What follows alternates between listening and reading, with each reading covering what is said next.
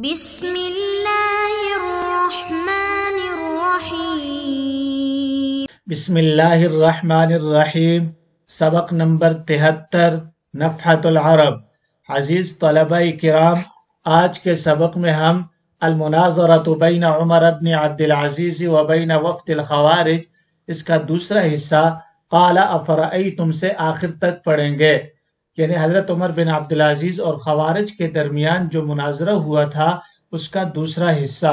قال افرأیتم الدین الیس هو واحد ام الدین اثنان قال بل واحد قال فهل يسعكم منه شيء يعجزني قال لا قال فكيف يسعكم ان توليتم ابا بكر وعمر وتولى كل واحد منهما صاحبه وتوليتم اهل الكوفة والبصرة وتولى بعضهم بعضا وقد اختلفوا في أعظم الأشياء والدماء والفروج والأموال ولا يسعني إلا لعن أهل بيتي والتبرؤ منهم ورأيت لعن أهل الذنوب فريضة مفروضة لا بد منها فإن كان ذلك فمتى عهدك بلعن فرعون وقد قال أنا ربكم الأعلى قال ما أذكر أني لعنته قال ويحك أيسعك أن لا تلعن فرعون وهو أخبث الخلق ولا يسعني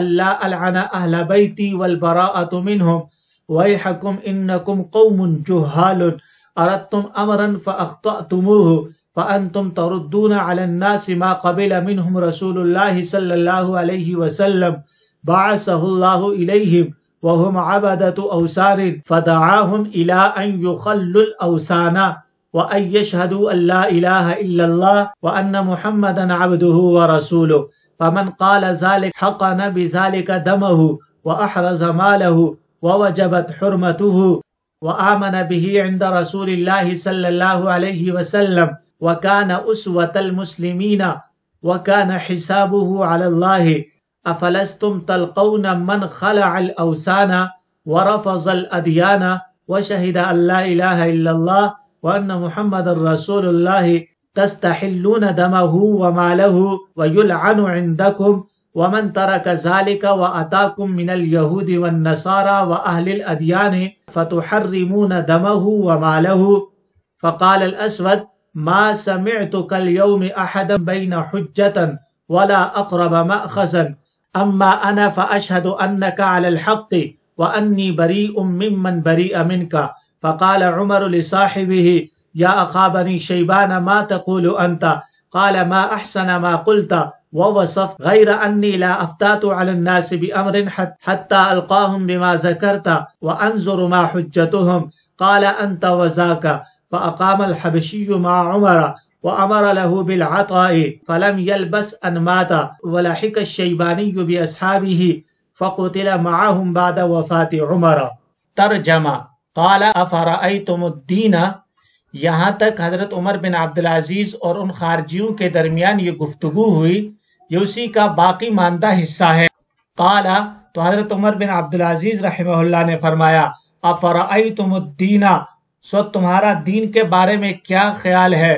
الیس ہوا واحد ام الدین اثنان، کیا دین ایک ہے یا دو ہیں؟ قال بل واحد، تو ان دونوں نے کہا بلکہ ایک ہی ہے۔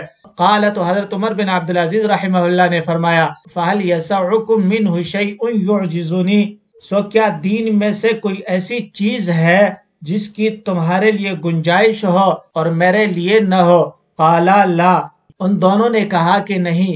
قال فَكَيْفَ يَسَعُكُمْ أَن تَوَلَّيْتُمْ أَبَا بَكْرٍ وَعُمَرَ، آپ نے فرمایا سو تمہارے لیے یہ بات کیسے جائز ہے کہ تم نے حضرت ابو بکر اور عمر رضی اللہ تعالی عنہ کو حاکم مان لیا، وَتَوَلَّى كُلُّ وَاحِدٍ مِّنْهُمَا صَاحِبَهُ، اور ان میں سے ہر ایک نے اپنے ساتھی کو حاکم مان لیا، وَتَوَلَّيْتُمْ أَهْلَ الْكُوفَةِ وَالْبَصْرَةِ، اور تم نے اہل کوفہ و اہل بصرہ کو حاکم مان لیا، وَتَوَلَّى بَعْضُهُمْ بَعْضًا، اور ان میں سے ہر ایک نے دوسرے کو حاکم مان لیا، وَقَدْ اخْتَلَفُوا فِي أَعْظَمِ الْأَشْيَاءِ وَالدِّمَاءِ وَالْفُرُوجِ وَالْأَمْوَالِ، حالانکہ ان کا بڑی بڑی چیزوں اور جان و مال اور شرمگاہوں میں اختلاف رہا ہے۔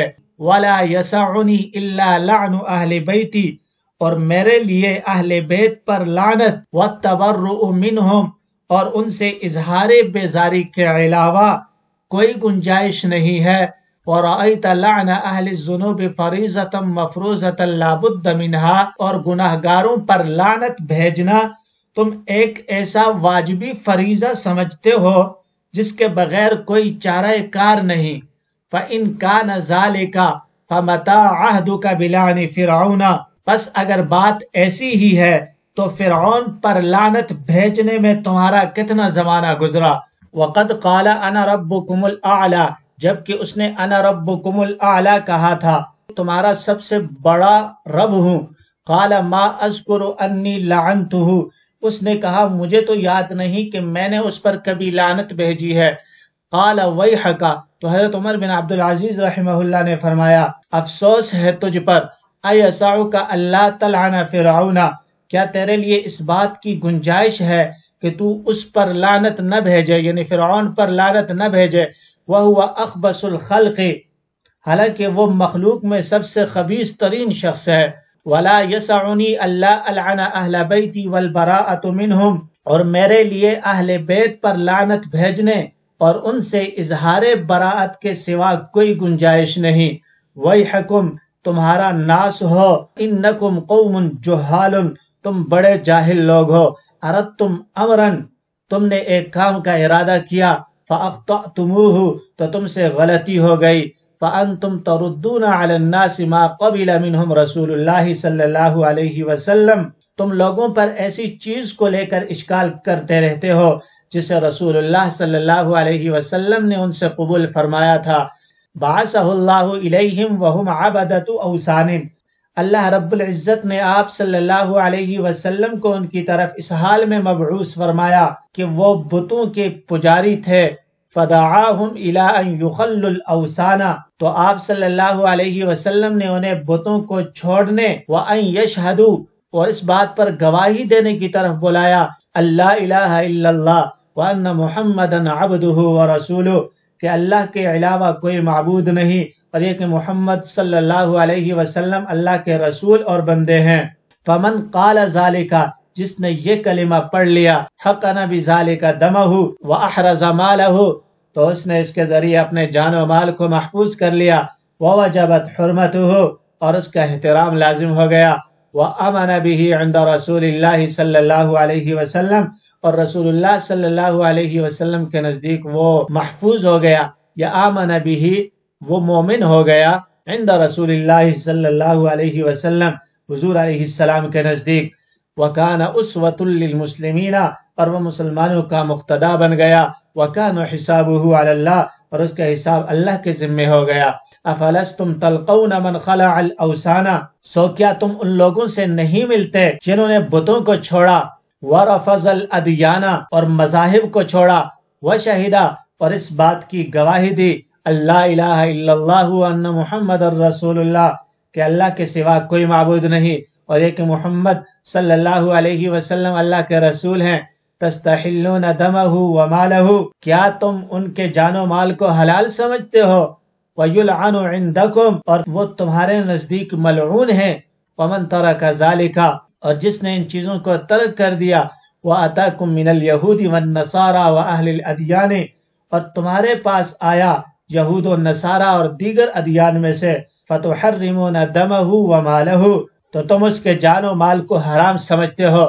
فقال الاسود تو حبشی بولا ما سمعت کالیوم احدا ابین حجتا میں نے آج تک کسی شخص کو نہیں سنا کہ جس کے دلائل اتنے زیادہ واضح ہوں، ولا اقرب مأخذا اور ماخذ سے قریب ترین ہوں۔ اما انا جہاں تک میرا معاملہ ہے، فاشہد انک علی الحق تو میں اس بات کی گواہی دیتا ہوں کہ آپ حق پر ہیں، وانی بریء ممن بریء منک اور یہ بھی کہ میں ان لوگوں سے بری ہوں جن سے آپ بری ہیں۔ فقال عمر لصاحبہ تو حضرت عمر بن عبدالعزیز رحمہ اللہ نے اس کے ساتھی سے کہا یا اخا بنی شیبانہ اے بنو شیبان کے بھائی، ما تقول انت تمہارا کیا خیال ہے؟ قال ما احسن ما قلت اس نے کہا آپ نے کیا ہی عمدہ وضاحت کی ہے، ووصفت اور عمدہ بیان کیا ہے، غیر انی لا افتات علی الناس بامر مگر یہ کہ میں لوگوں کے بارے میں کسی چیز کا فیصلہ نہیں کر سکتا، حتی القاہم بما ذکرتا، یہاں تک کہ میں ان سے ملاقات کر لوں ان باتوں کے ساتھ جو آپ نے بیان کی ہیں، وانظر ما حجتہم، اور یہ بھی دیکھ لوں کہ ان کی کیا دلیل ہے۔ قال انت وذاکا، آپ نے فرمایا تجھے اختیار ہے۔ فاقام الحبشی مع عمر، تو حبشی تو حضرت عمر کے ساتھ رہا۔ وامر له بالعطاء، آپ نے اس کے لیے عطیے کا حکم دے دیا۔ فلم یلبس ان ماتا، پھر کچھ ہی دنوں بعد اس کا انتقال ہو گیا۔ ولحق الشیبانی باصحابہ، جبکہ شیبانی اپنے ساتھیوں سے جا ملا۔ فقتل معهم بعد وفات عمر، انہی کے ساتھ حضرت عمر رضی اللہ تعالی عنہ کی وفات کے بعد قتل کر دیا گیا۔ حل لغات، یسعکم، وسع یسع سعتا، گنجائش ہونا، وسع یوسع توسیعا، گنجائش پیدا کرنا۔ یعجزنی، اعجاز سے ہے عاجز کر دینا۔ تولی، تولا یتولا تولیا، والی بنانا، حاکم بنانا۔ عبدت اوثان، عبدت اس کی واحد عابد آتی ہے عبادت گزار، اوثان اس کی واحد وثن آتی ہے بت۔ یخلو، خلا یخلی تخلیتا، خالی ہونا۔ حکنا یحکن حکنا، محفوظ بنانا، الدمہ ہو گرانے سے بچانا، حفاظت کرنا۔ وَأَحْرَزَ، احرز الشیء یحرز احرازا، باب افعال سے جمع کرنا، حفاظت کرنا۔ رفض یرفض رفضا، چھوڑنا۔ خلع یخلع خلعا، نکالنا، اتارنا، چھوڑ دینا۔ ابینا، بان یبین بیانا، واضح کرنا۔ ابین اسم تفضیل کا صیغہ ہے۔ ما احسن ما قلت، فعل تعجب۔ اسوۃ للمسلمین، اسوہ اقتداء، نمونہ، وہ چیز جس سے تسلی ہو، اس کی جمع اسین آتی ہے۔ لا افتاتو، افتات علی فلان یفتات افتیاتا، حکم کرنا، فیصلہ کرنا یا حکم لگانا۔ یلبس، لبس یلبس لبسا ولبسا، ٹھہرنا، اقامت اختیار کرنا۔ لحق یلحق لحوقا، جا ملنا۔ وضاحت، اس سبق کے اندر حضرت عمر بن عبدالعزیز رحمہ اللہ اور خوارج کے وفد کے درمیان مناظرے کا ذکر ہے۔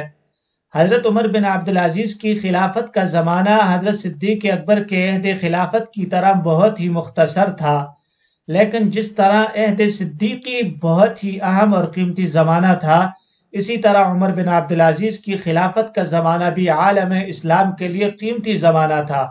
بنو امیہ کی حکومت نے بتدریج لوگوں میں دنیا پرستی، حب جاہ و مال، یہ چیزیں پیدا کر کے آخرت سے غفلت پیدا کر دی تھی۔ حضرت عمر بن عبدالعزیز رحمہ اللہ کی چند روزہ خلافت نے یک لخت ان تمام خرابیوں کو دور کر کے مسلمانوں کو پھر روحانیت اور نیکی کی طرف راغب کر دیا۔ حضرت عمر بن عبدالعزیز کا سب سے بڑا کارنامہ یہ ہے کہ انہوں نے خلافت اسلامیہ کو خلافت راشدہ کے نمونے پر قائم کر کے عہد صدیقی و عہد فاروقی کو دنیا میں پھر سے زندہ کر دیا۔ جہاں تک خوارج کا تعلق ہے تو ان کا فتنہ آپ کے بھی عہد میں جاری رہا۔ ہر زمانے میں ان خوارج کا یہ حال رہا کہ جب بھی کوئی زبردست خلیفہ تحت خلافت پر متمکن ہوا تو یہ لوگ خاموش ہو کر مناسب موقع کا انتظار کرنے لگے۔ جب کبھی ان کو موقع ملا فوراً میدان میں نکل آئے۔ خوارج اور تمام خفیہ سازشوں اور بغاوتوں کے لیے عراق و خراسان وغیرہ ہی مخصوص رہے ہیں۔ یہی انہوں نے پرورش پائی اور یہاں انہیں پرورش پانے کے مواقع ملے ہیں۔ بہرحال خوارج کبھی اعلانیہ کبھی خفیہ اپنی سرگرمی اور کوششوں میں برابر مصروف رہے۔ جب حضرت عمر بن عبدالعزیز خلافت پر متمکن ہوئے، آپ کی نیکی و پاک باطنی کا حال سب کو معلوم تھا، تو خوارج بھی آپ کے اخلاق فاضلہ کو دیکھ کر شرما گئے۔ انہوں نے خود یہ فیصلہ کیا کہ عمر بن عبدالعزیز جیسے صالح خلیفہ کے زمانے میں حکومت و سلطنت موجودہ کے خلاف کوئی انقلابی کوشش کرنا کسی طرح مناسب نہیں۔ بہتر یہی ہے کہ جب تک یہ فرشتہ خصائل خلیفہ موجود ہے ہم اپنی سرگرمیوں کو ملتوی رکھیں۔ چنانچہ آپ کے عہد خلافت میں خارجیوں نے مطلق سر نہیں اٹھایا۔ اسی دوران آپ نے خوارج کے سردار کو ایک خط لکھا کہ ہم کو معلوم ہوا ہے کہ تم اللہ اور رسول کی حمایت کے لیے اٹھے ہو، مگر اس بات کا حق تمہارے مقابلے میں ہمیں زیادہ ہے۔ تم ہمارے پاس چلے آؤ اور ہم سے مباحثہ کر لو۔ ہم حق پر ہوں تو تم ہمارا ساتھ دو، تم حق پر ہوگے تو ہم تمہاری بات مان لیں گے۔ اس خط کو پڑھ کر خوارج کے سردار نے اپنی طرف سے دو ہوشیار آدمیوں کو مناظرے کے لیے روانہ کیا۔ ان دونوں نے آ کر حضرت عمر بن عبدالعزیز سے مناظرہ کیا۔ خوارج کہتے تھے کہ تمہارے بزرگ یعنی خلفائے بنو امیہ کافر تھے، ان پر لعنت بھیجنا ضروری ہے۔ حضرت عمر بن عبدالعزیز کہتے تھے کہ تم نے تو کبھی فرعون پر لعنت نہیں بھیجی، حالانکہ وہ کافر ہی نہیں بلکہ انا ربکم الاعلی کا اس نے نعرہ لگایا تھا، تو لعنت بھیجنے کو ضروری سمجھتے ہو تو فرعون پر تو لعنت بھیجو۔ جو لوگ توحید و رسالت کے قائل، ارکان اسلام پر عامل ہیں، ان کو کافر کیسے کہا جا سکتا ہے؟ اس بحث و مباحثہ کا نتیجہ یہ ہوا کہ ان دونوں خارجیوں میں سے ایک تو اپنی جماعت کو ترک کر کے عام مسلمانوں میں شامل ہو گیا، باقی خوارج کی جماعت نے بھی بالکل خاموشی اختیار کر لی۔ اور اسی درس کے اندر پوری تفصیل اسی مناظرے کی موجود ہے۔ حضرت عمر بن عبدالعزیز نے شیعہ سنی خارجی وغیرہ کے تمام اختلافات مٹا دیے، اور آج بھی کوئی شخص ایسا نظر نہیں آتا جو حضرت عمر بن عبدالعزیز کی طرف سے اپنے دل میں کوئی نفرت رکھتا ہے۔